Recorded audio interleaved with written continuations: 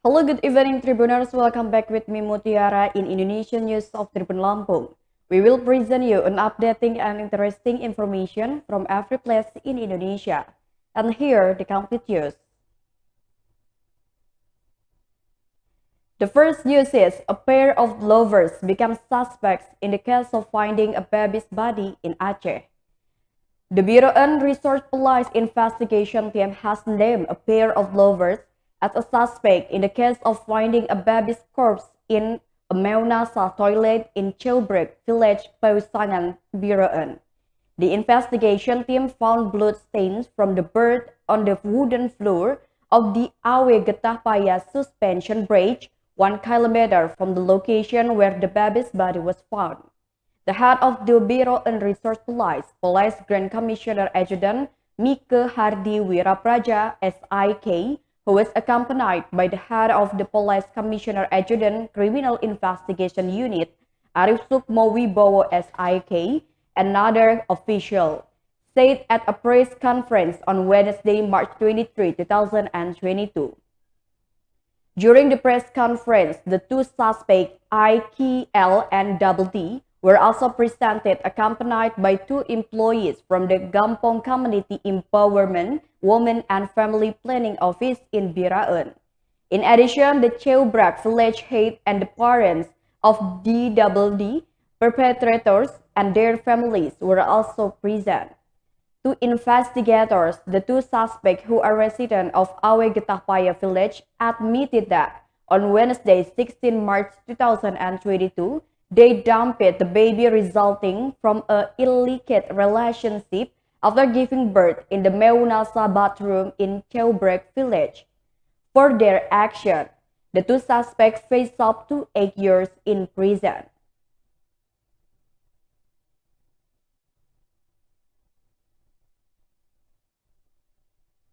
The next news comes from Riau. Police shooting case using airsoft gun. Pelalawan Resort Police are investigating the origin of the airsoft gun belonging to a narcotics dealer who was arrested in Tambak Village, Langgam District, Pelalawan Regency, Riau on Friday, 18 March 2022 last week. This was conveyed by the head of the Public Relations Substation of the Pelalawan Resort Police Commissioner Adjutant Edi Haryanto during a press conference at the Resort Police headquarters on Tuesday, March 22, 2022. Edi Haryanto was accompanied by KBO Narcotics Investigation Unit, First Police Inspector Johnny by presenting the three suspects, namely BS, SB, and MH. The perpetrator, who is registered as a resident of Tambak Village, Langgam, is the owner of an airsoft gun that was confiscated by the police. The man even fought back by opening fire at police officers who were about to arrest him. Eddie explained that his party for the past few days was still focusing on the narcotics case that ensnared the suspect. Furthermore, the police will trace the airsoft gun and will find out its history and ownership. This includes the permit the perpetrator has in his possession of the weapon or the shooting club he has entered so that he can have a weapon for the sport. The KBO of the Research Unit for the Narcotics Resort of the Pelalawan Resort Police, First Police Inspector Adjutant Johnny, explained that actually the joint team of the Narcotics Investigation Unit of the Pelalawan Resort Police and the Langgam Sector Police carry out a series of arrests of 3 narcotics traffickers around Langgam district. Initially, the optional team of the Narcotics Resort Unit and the Langgam Sector Police received information from the public that there were frequent drug transactions in a house on corridor Langgam Street, kilometer 59, Basra intersection, Tasik Indah Village, Langgam, on Thursday, 17 March 2022 last week. The joint team conducted an investigation and reconnaissance to the crime scene and searched for the suspected perpetrator. A joint team led by the head of the narcotics unit,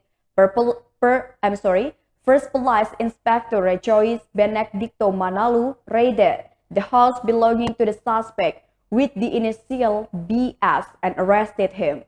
Without a fight, BS was arrested and a search was carried out at his residence. The evidence that was secured from the man who worked as a security guard was 2 packages of crystal methamphetamine weighing 4.89 grams, a clear plastic bowl with a rare false, a mobile phone, a pipette spoon, and a black digital scale.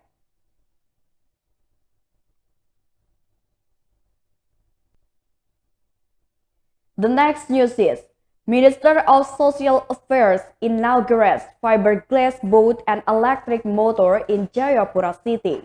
Minister of Social Affairs Tri Risma hari ini handed over a fiberglass boat and electric motor in Jayapura City, Papua. According to TribunPapua.com monitoring, on Wednesday, March 23, 2022, Minister of Social Affairs Risma arrived at the Jayapura Navigation Special Pier precisely at 9 o'clock. In his remarks, the Minister of Social Affairs Risma explained that the idea of starting a boat made by Papuan children was born. He said that he did not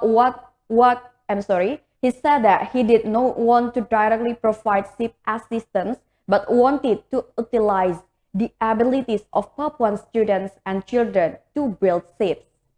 The fiberglass ship functioned as a mode of public transportation for an isolated area in Mambera Moraya.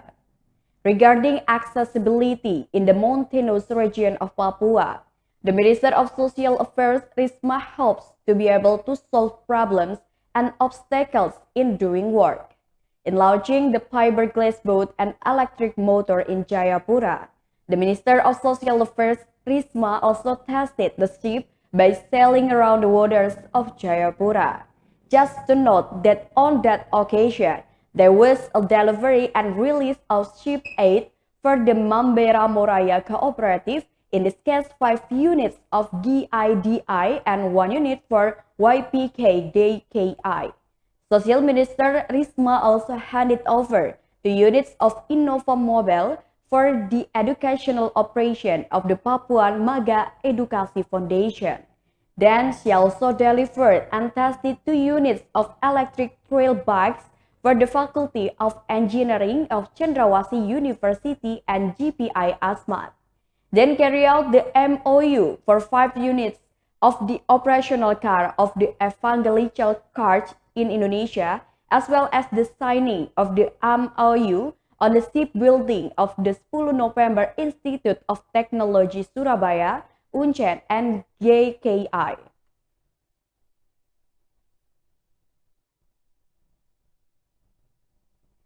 The next news is 3 houses and 1 shop in Maros caught fire. 3 houses and a building materials shop were burned to the ground on Naga Street, Turikale District, Maros Regency on Wednesday, March 23, 2022. Head of the Maros District Fire Department, Lotang, said that 8 fire engines were dispatched to extinguish the fire. His party received a report of a fire around 10 o'clock a.m. The fire was extinguished around 11:30 a.m. The exact cause of this fire is not yet known. However, the owner of a building material shop said that he had heard the sound of an explosion, but the sound of explosion was faintly heard due to the strong sound of the wind blowing. Hamka said that almost all the building materials in his shop were burned. Losses are estimated to be in the billions of rupiah. In addition to building materials, a number of securities were also burned in this incident.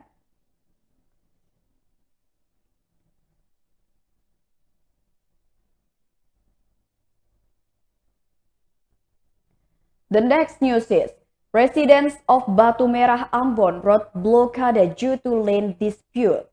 Thousands of residents of Batu Merah Ambon blockaded the road after a land dispute in Hurunguang Hamlet on Thursday, March 24, 2022 in the morning. According to TribunAmbon.com's observation, they blockade the road using a water barrier or road divider. In this action, residents then gave speeches and burned tires, making the atmosphere even more noisy.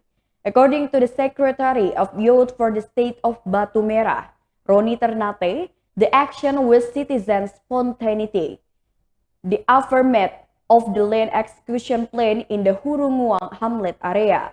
The land was said to be included in the land of Batu Merah, but later claimed ownership by the state of Soya. Hundreds of Indonesian National Armed Forces and Republic of Indonesian Police were also deployed to secure the course of the action. Due to the road blockade, traffic in the area has stalled. Motorists were asked to take another route past the Mardika Market to Sultan Hasanuddin Street, Ambon. It is known that the object of execution in Hurunguang Hamlet were from Air Kuningan to Lorong Putri.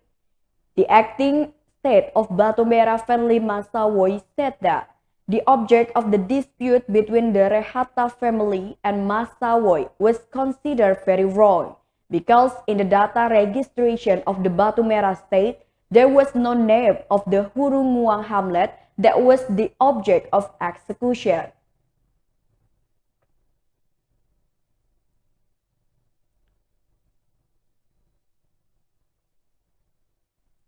The next news is, Pioneer flight route from Malinau Regency to Longbawan was delayed by 2 weeks. The Pioneer flight route from Malinau Regency to Longbawan, Krayan Malinau Regency was delayed for about 2 weeks. Previously reported by TribunKaltara.com, yesterday the representatives of prospective Susi Air passengers in Malinau protest with the delay of flight from Malinau to Longbawan. Longbawan resident Boy Gelate said that, apart from himself, there were at least 33 prospective passengers from Malinau to Longbawan who were affected by the delay. Boy said that even if the pioneering route was subsidized by the government, it would not necessarily be an excuse if there was a delay. According to him, people, especially in remote and border areas, are very dependent on and feel the urgency of pioneering flights. According to him, the subsidized flight program is an effort to open isolated areas at the border, so that not a few people who depend on air transportation for their lives. According to Tribun Kaltara's observation this morning, apart from the Malinau route to Longbawan, the other destination did not appear to have any problems. This morning, a number of passengers from Susi Air's pioneering flights to Mahak Baru and Longlayu had just departed. Similar to Boy, another passenger representative, Henry, hopes that the airline will stick to its obligation to fulfill the rights of service users, considering the pioneering route flags are the connecting poles of the community at the border. The airline is obligated to notify the reason, solution, and compensation for delay. Meanwhile, the base coordinator of Susi Air at Colonel Robert Ati, basing Malinau Airport, will then say that Malinau route to Longbawan has a more intense flight frequency than other routes. The flight delay was due to the shift of the Susi Air Fleet Maintenance Center previously in the Malinau Airport hangar. It was switched to Tarakan City. The management of Susi Air in Malinau promises that flights will resume flying after aircraft maintenance is completed no later than Friday, March 22nd.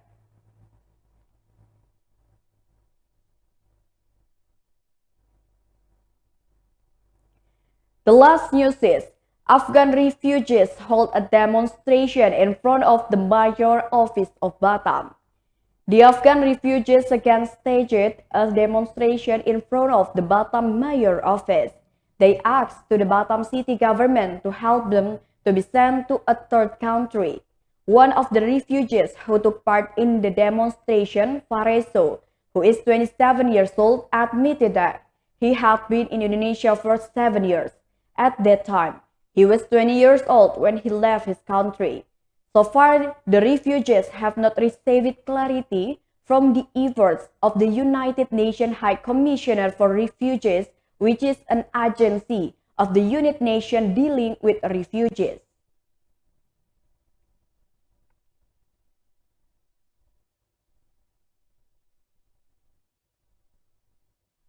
Well, that's all the news for today with me, Mutiara. Thank you for watching and have a nice day.